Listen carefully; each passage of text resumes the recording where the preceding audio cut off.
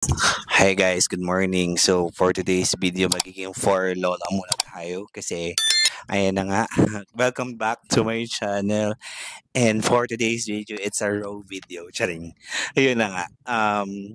For today's video, nanganganak po ang aking ampon. At ito ang first baby niya. I want to document this one. So mula na to, raw video na to. Ayan, papakita ko sa inyo. So ito siya, guys. Ayan siya. Ito si Milo. So nanganganak po siya, guys. Ako po ang tumulong sa kanya para magtanggal sa kanyang chan dahil hindi niya nga talaga maano kasi masyadong malaki si baby. So ayan. So magta-time lapse tayo. If ever.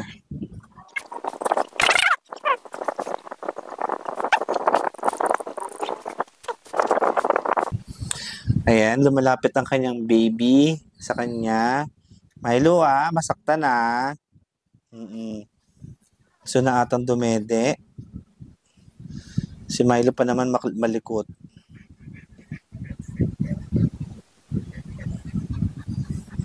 Kaya, more. Makamore ako. Kala mo ako yung nanganganak. More. So, ayun. Ayan, napakita ko sa inyo guys. Pero parang nahihiya si Milo kapag may ilaw. So, I just need to, patayin natin yung ilaw. Ayan, kasi nahihiya si Milo pag may ilaw. Kanina kasi hindi ko siya inalawan. Tapos yun na, dedede siya. Dedede. Milo. Dedede yan. Dedede. First time magka-baby eh. Ayan. So, first time yung magka-baby guys. Kaya medyo pahirapan ang ating first Lola of the month. Kahit lagi ko siyang inaaway kasi tumatambay sa loob ng bahay. So, naway ko siya kasi dito talaga siya sa labas dahil nga si Milo. Ako, kahit paliguan mo ng 10 beses, ang daming kuto.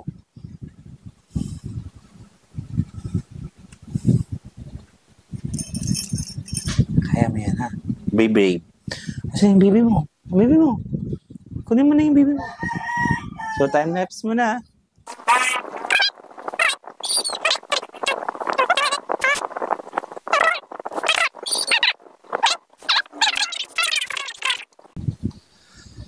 Ayun, so mukhang nag-meditate pa si Milo. Oo, lapit na yan.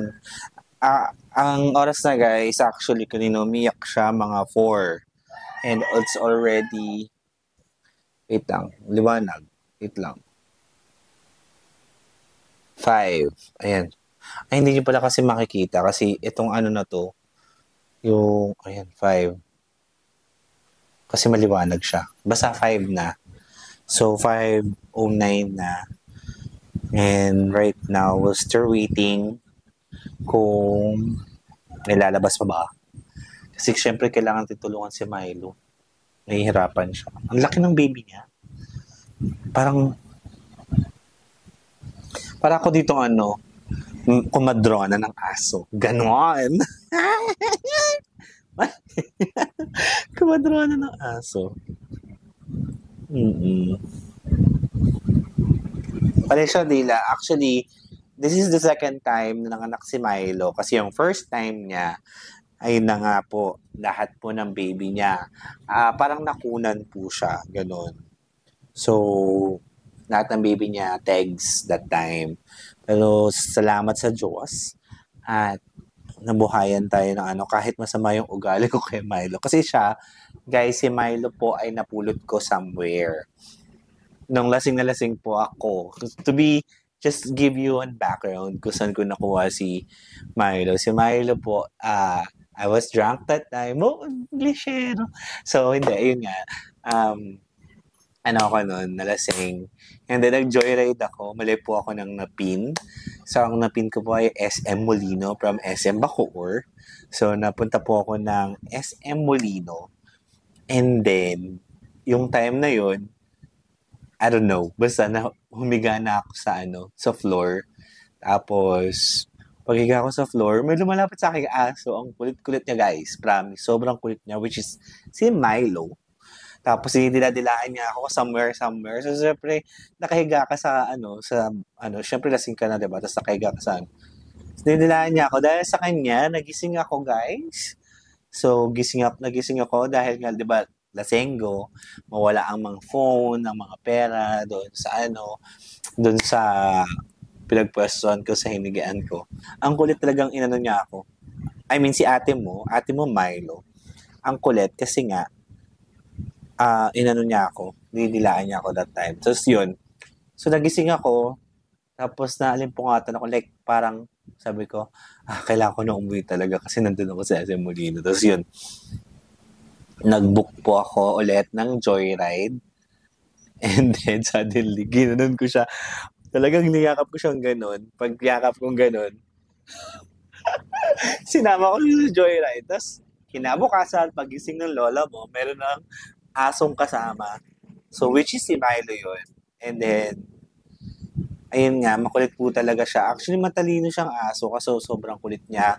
Kung ano-ano po kinakain niya kahit, guys, hindi ko siya pinapabayaan kasi kung ano-ano yung kinakain niya sa labas. So, ang ginagawa ko sa kanila, para kung nagpapastol. Like, palalabasin ko sila, tatay sila, ganun iiyak sila. So, yun yung una kong ginagawa, pero pinapastol ko sila. Pero now, ang ginagawa kasi niya, kumakain siya ng kung ano-ano. So ngayon, sinusundan-sundan ko na sila.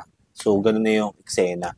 Paglalabas sila, sinusundan ko sila. Tapos yun na, tapos papapasukin na kapag ano. And then, hindi ko po siya pinapapasok. Actually, ang dami niyang kuto noon. Nung nakuha ko siya dun sa Esimulino, ang dami niyang kuto. Tapos pilit, uy, Milo, huwag makulit. Pilay siya nun. Tapos, actually, pilay naman talaga siya. Ewan ko, pilay, tas bulag, ganun. Tapos, hindi siya bulag, may parang katarata, ganun. Tapos yun, doon nag-start. Tapos, marami siyang kuto, pinaliguan ko, pinakain ko, pinaliguan ko na pinaliguan. Tapos yan, tumaba naman siya, tapos nawala yung kuto niya. Kaso, syempre, dahil nga po si Milo ay hindi mahilig maligo, minsan lang, ayun nga, actually kahit parang kasalanan ko rin naman kasi hindi siya mahilig maligo. Kasi minsan ko na lang siya mapaliguan. Pero kasi weekly ko sila pinaliliguan. So, ayun. Ito sa si Milo is actually pag inano mo naman siya, tinali mo naman siya, naliligo naman talaga siya. Matigas ng ulo niyan.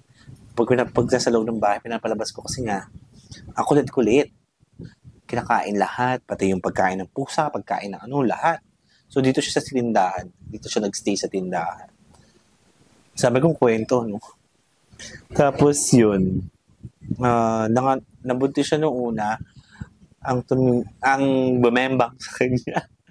Ang bumembang sa kanya, 3 aso. Yung aso niya sa kabila, na color brown, si Cooper, and then si Zaggy. I don't know kung sino bumembang sa kanya ngayon.